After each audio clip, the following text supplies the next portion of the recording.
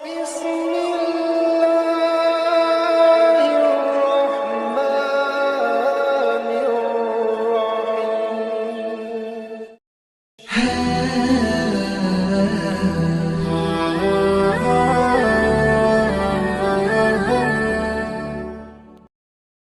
Bismillahirrahmanirrahim. Assalamualaikum warahmatullahi wabarakatuh. Syukur Alhamdulillah kita bisa berjumpa kembali di channel Muhasabah Fiddin. Semoga dengan perjumpaan kita ini dicatat sebagai amal ibadah dan diberkahi oleh Allah Subhanahu wa Ta'ala. Salawat dan salam selalu dan tetap tercurahkan kepada junjungan alam Nabi kita, Nabi mulia, Nabi besar Muhammad sallallahu alaihi wasallam. Allahumma salli ala Sayyidina Muhammad wa ala ali Sayyidina Muhammad. Harapan dan doa saya kepada sahabat semua, saudara semua dimanapun berada yang sedang menonton video ini, semoga Allah Subhanahu wa Ta'ala senantiasa memberikan kesehatan, keafiatan, dipanjangkan umur, dimurahkan rezeki, dimudahkan segala urusan, dan tetap dalam lindungan Allah Subhanahu wa Ta'ala. Amin, Allahumma amin. Sahabat beriman yang dimuliakan Allah Subhanahu wa Ta'ala, tentu semua kita ingin hidup selamat, baik di dunia terlebih lagi di akhirat kelak. Dalam hadis Rasulullah sallallahu alaihi wasallam yang diriwayatkan oleh Abu Hurairah, disebutkan bahwa ada 3 hal yang bisa menyelamatkan kita dari kebinasaan, azab dan murka Allah Subhanahu wa Ta'ala. Siapa saja yang mengerjakan 3 hal ini, maka dijamin dia akan hidup selamat dunia dan di akhirat kelak. Syekh Nawawi dalam kitabnya Nasahihul Ibad juga menerangkan tentang 3 perkara yang akan menyelamatkan kita di dunia dan di akhirat kelak. Semoga kita termasuk orang yang selamat baik di dunia maupun di akhirat. Lantas, apa sajakah 3 hal itu? Yang pertama adalah takut kepada Allah di saat sendiri dan di keramaian. Mari kita renungkan bersama sebuah firman Allah Subhanahu wa Ta'ala dalam Al-Quran surat Qaf ayat 33. Allah Subhanahu wa Ta'ala berfirman, yaitu orang yang takut kepada Tuhan yang Maha Pemurah, sedang dia tidak kelihatan olehnya, dan dia datang dengan hati yang bertaubat. Mengenai ayat ini, Syekh Muhammad bin Shalih As-Sawi berpendapat dalam tafsirnya An-Nafahat Al-Makiyah bahwa orang yang takut kepada Rabb yang Maha Pemurah maksudnya adalah takut kepadanya karena mengenal Rabb-nya dan mengharap rahmat-Nya, serta senantiasa takut kepada Allah walaupun tidak berada di hadapan orang lain. Dan ini adalah rasa takut yang sesungguhnya. Sementara rasa takut yang muncul di hadapan dan dalam pandangan orang lain adalah rasa takut riya dan sum'ah yang tidak menunjukkan rasa takut yang sesungguhnya. Kemudian rasa takut yang membawa manfaat bagi kita adalah rasa takut dikala sendirian maupun ketika bersama orang lain. Sedangkan Syekh Abdurrahman bin Nasir As-Sa'di dalam tafsirnya As-Sa'di memahami ayat tersebut dengan takutnya kepada Allah dengan mengenal Tuhannya, berharap dengan rahmat-Nya, dan senantiasa takut kepada Allah dalam keadaan gaib, yakni dalam keadaan tidak diketahui oleh manusia. Dan inilah yang disebut dengan takut yang hakiki. Ibnu Qayyim berkata, rasa takut merupakan tanda kebenaran iman, dan hilangnya rasa takut dari dalam hati merupakan tanda iman pergi darinya. Jika hati jauh dari rasa takut, maka jauh pula hati dari iman. Inilah ciri orang yang selamat dunia dan di akhirat, yaitu orang yang senantiasa takut kepada Allah baik saat sendiri maupun saat sedang di keramaian. Yang kedua, orang yang bersikap sederhana pada saat fakir dan pada saat kaya. Ada banyak hal yang bisa diteladani, yang bisa diambil contoh dari kehidupan baginda Rasulullah Muhammad sallallahu alaihi wasallam. Salah satunya adalah hidup beliau yang sederhana. Semasa hidupnya, Nabi Muhammad sallallahu alaihi wasallam senantiasa menerapkan pola hidup yang sederhana. Mulai dari cara memenuhi kebutuhan harian, cara berpakaian, hingga tempat tidur Nabi Shallallahu Alaihi Wasallam. Disebutkan dalam sebuah hadis Tirmidzi, Rasulullah Shallallahu Alaihi Wasallam tidak pernah memiliki banyak makanan dalam kesehariannya, kecuali saat menjamu tamu. Rasulullah Shallallahu Alaihi Wasallam tidak pernah merasa kenyang karena makan roti atau kenyang karena makan daging, kecuali jika sedang menjamu tamu maka beliau makan sampai kenyang. Atau kama qala alaihi salatu wassalam. Allah Subhanahu wa Ta'ala juga telah memerintahkan kepada kita hambanya untuk senantiasa hidup sederhana.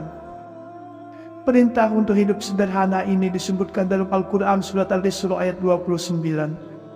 Allah Subhanahu wa Ta'ala berfirman, "Dan janganlah kamu jadikan tanganmu terbelenggu pada lehermu, dan janganlah kamu terlalu mengulurkannya, karena itu kamu menjadi tercela dan menyesal."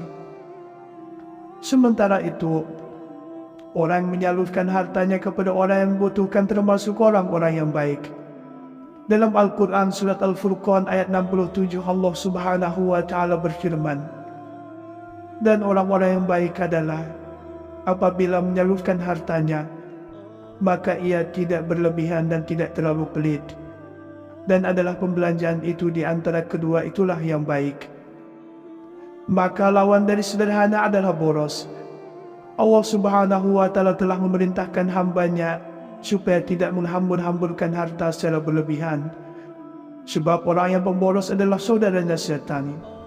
Allah Subhanahu wa Ta'ala berfirman dalam Al-Quran surat Al-Isra, "Dan berikanlah kepada keluarga-keluarga yang dekat akan haknya, kepada orang miskin dan orang yang dalam perjalanan, dan janganlah kamu menghambur-hamburkan hartamu secara boros.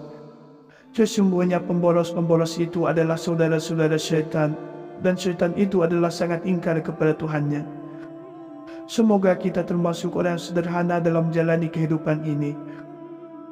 Yang ketiga, orang yang bersikap adil saat senang dan saat marah. Sikap adil dan proporsional saat senang dan saat marah memang sulit untuk dilakukan. Keputusan dan sikap seorang saat senang dan saat marah cenderung melewati batas dan zalim. Dalam riwayat Bukhari dan Muslim, Rasulullah Shallallahu Alaihi Wasallam berpesan agar seorang Muslim tidak memutuskan perkara atau mengambil sikap pribadi dalam keadaan marah. Rasulullah Shallallahu Alaihi Wasallam bersabda, dari Abu Bakar radhiyallahu anhu, ia berkata, "Aku mendengar Rasulullah Shallallahu Alaihi Wasallam bersabda, janganlah salah seorang kamu memutuskan dalam keadaan marah sengketa di antara dua pihak." Maka adil pada saat ridho dan marah, yakni keridhaan kita terhadap sesuatu jangan sampai mendorong untuk bersikap cari muka atau memuji dengan pujian yang bohong atau menyerahkan hak kepada yang tidak berhak. Begitu pula, kita harus berhati-hati pada saat marah, sebab ia bisa menyeret kepada kezaliman, sedangkan kezaliman merupakan kegelapan pada hari kiamat kelak. Dari sinilah mestinya kita seorang muslim menjaga perintah Allah Subhanahu wa Ta'ala dalam dua kondisi secara berimbang. Oleh sebab itu, kita memerlukan sikap adil kepada diri sendiri, adil kepada keluarga, dan adil kepada orang lain. Adil terhadap diri sendiri yaitu dengan memberikan hak diri sendiri berupa zikir kepada Allah, membaca Al-Quran, dan merenungkan keagungan dan kekuasaan Allah Subhanahu wa Ta'ala. Termasuk bersikap adil terhadap diri sendiri adalah hendaknya kita memikirkan perkara-perkara akhirat sebagaimana memikirkan perkara-perkara dunia, dan jika tidak, maka kita termasuk orang yang zalim terhadap diri sendiri. Adapun bersikap adil terhadap kerabat adalah dengan silaturahim, berbuat baik kepada mereka, baik dengan materi, tenaga, nasihat, dan turut serta dalam suka dan duka. Apabila kita berlaku adil pada saat ridha dan marah, maka kita termasuk orang yang beruntung, sebab kita tidak akan bersedih selamanya akibat ucapan yang diucapkan, sebab kita bersikap adil pada saat mengucapkannya. Dan kita juga tidak akan menyesal terhadap keputusan telah kita ambil, karena kita bersikap adil pada saat memutuskannya. Termasuk buah manisnya bersikap adil pada saat sedang marah dan saat sedang senang adalah Hal itu bisa menjadikan hidup kita aman dan tenang dalam segala keadaan. Sahabat beriman yang dimuliakan Allah Subhanahu wa Ta'ala, itulah 3 ciri orang yang selamat hidup di dunia dan di akhirat kelak. Yaitu yang pertama, orang yang takut kepada Allah saat sendiri dan di keramaian. Yang kedua, orang yang hidup sederhana saat sedang fakir dan kaya. Yang ketiga adalah orang yang bersikap adil saat senang dan saat marah. Tentu semua kita ingin hidup selamat, baik di dunia terlebih lagi di akhirat kelak. Dalam hadis Rasulullah SAW yang diriwayatkan oleh Abu Hurairah, disebutkan bahwa ada 3 hal yang bisa menyelamatkan kita dari kebinasaan azab dan murka Allah Subhanahu wa Ta'ala.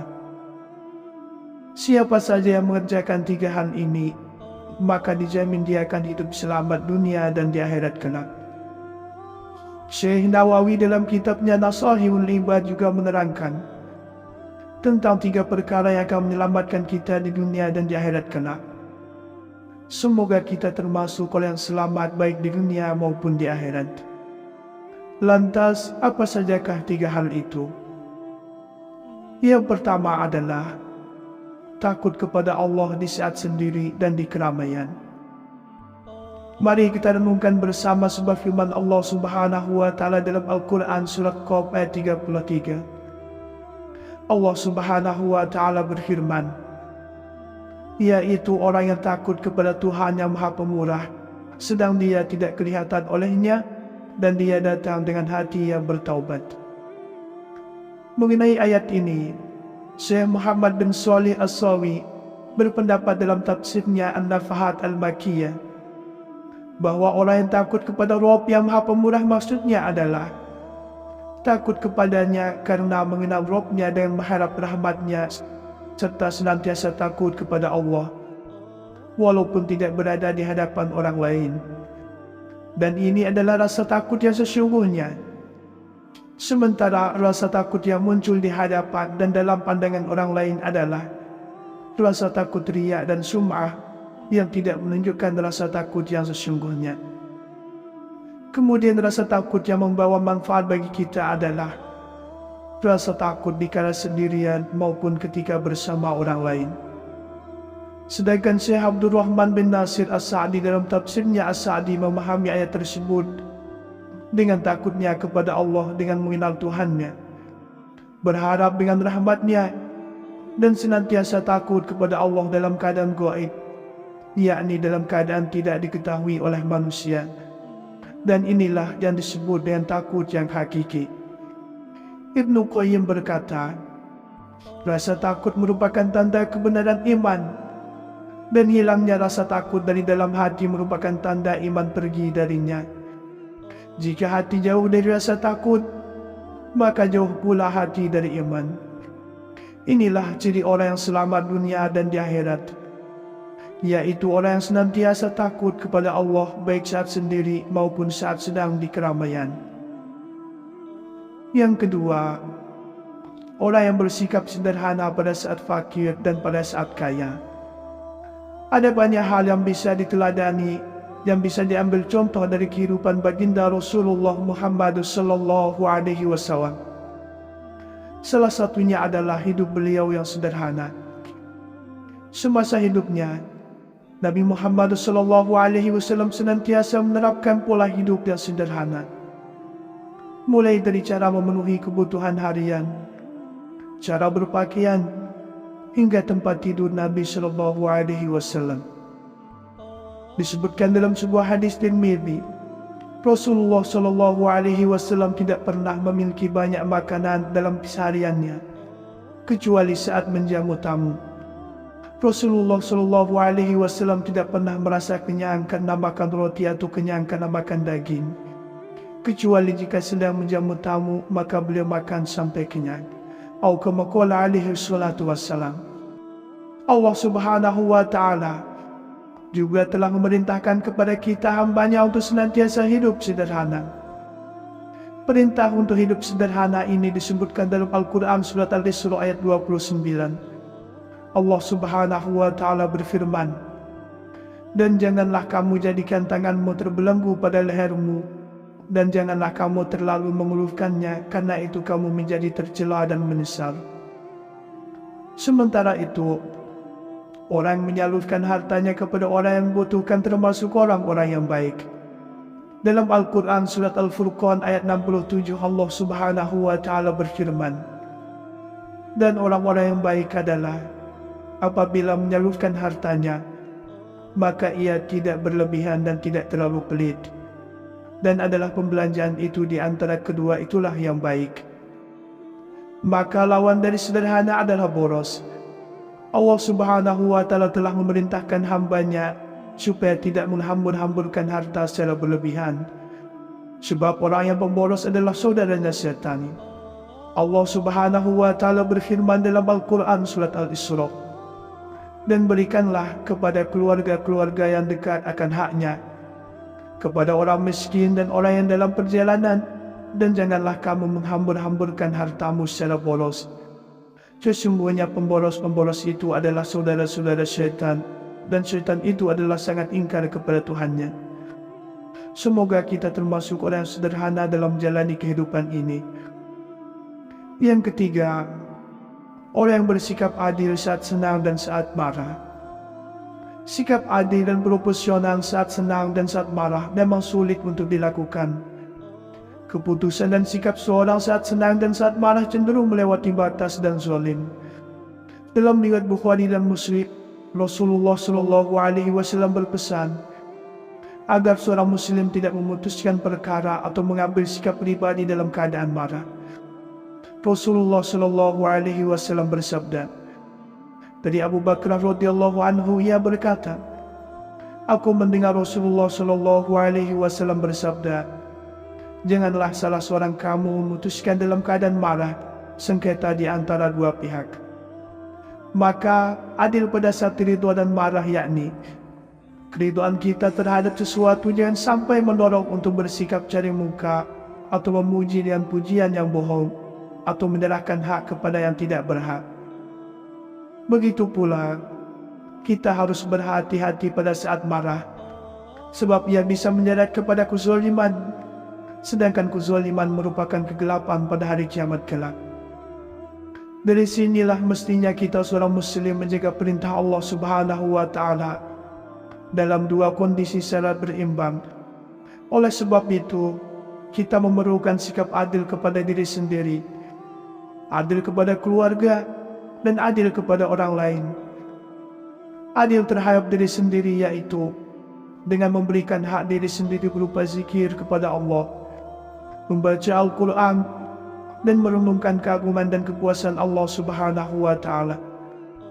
Termasuk bersikap adil terhadap diri sendiri adalah hendaknya kita memikirkan perkara-perkara akhirat sebagaimana memikirkan perkara-perkara dunia, dan jika tidak, maka kita termasuk orang yang zalim terhadap diri sendiri. Adapun bersikap adil terhadap kerabat adalah dengan silaturahim, berbuat baik kepada mereka, baik dengan materi, tenaga, nasihat, dan turut serta dalam suka dan duka. Apabila kita berlaku adil pada saat ridha dan marah, maka kita termasuk orang yang beruntung, sebab kita tidak akan bersedih selamanya akibat ucapan yang diucapkan, sebab kita bersikap adil pada saat mengucapkannya. Dan kita juga tidak akan menyesal terhadap keputusan telah kita ambil, karena kita bersikap adil pada saat memutuskannya. Termasuk buah manisnya bersikap adil pada saat sedang marah dan saat sedang senang adalah hal itu bisa menjadikan hidup kita aman dan tenang dalam segala keadaan. Sahabat beriman yang dimuliakan Allah Subhanahu wa Ta'ala, itulah 3 ciri orang yang selamat hidup di dunia dan di akhirat kelak. Yaitu yang pertama, orang yang takut kepada Allah saat sendiri dan di keramaian. Yang kedua, orang yang hidup sederhana saat sedang fakir dan kaya. Yang ketiga adalah orang yang bersikap adil saat senang dan saat marah. Semoga kita bisa mengamalkannya. Amin. Allahumma amin. Demikianlah yang bisa saya bagikan pada kesempatan video kali ini. Semoga ada arti dan manfaatnya untuk kita semua. Semoga Allah Subhanahu wa Ta'ala senantiasa merahmati, meridhoi, dan mengampuni dosa-dosa kita. Wallahu a'lam. Wassalamualaikum warahmatullahi wabarakatuh.